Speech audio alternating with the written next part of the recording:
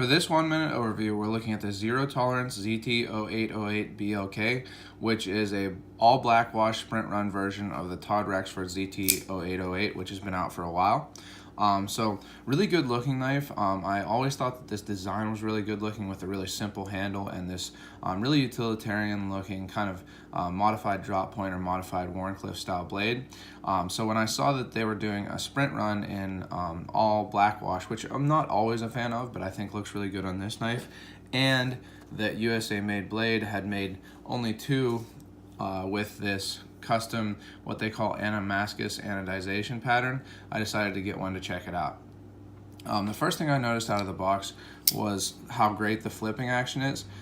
They seem to have really dialed in this detent strength. It's not too strong, not too weak, so that you can both push button and light switch flip it open really easily. It opens pretty much every time. I haven't put any lube on it or anything like that. This is how it is out of the box.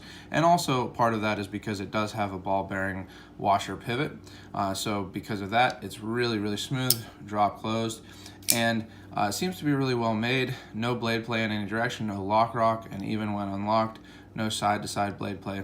So seems like a really well-made knife. I think that the black wash looks good. It's a nice looking black wash, and I think that this anodization looks really good also.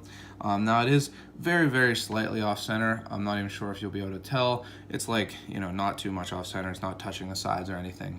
The one thing that I'm not a huge fan of on this knife, I don't know why I thought this, but I thought that it was a little bit bigger than it is, particularly longer, so that my hand, I do have really wide and short fingers, so this is probably not an issue for most people, but my pinky finger hits right on this kind of upturned butt area, so not a huge fan of that. I do wish it was about ½ inch longer in the handle, maybe a ¼ of an inch longer in the blade, but other than that, it's really nice. The clip is not super deep carry. It is reversible, tip up only, but I think that it goes well with the black wash look.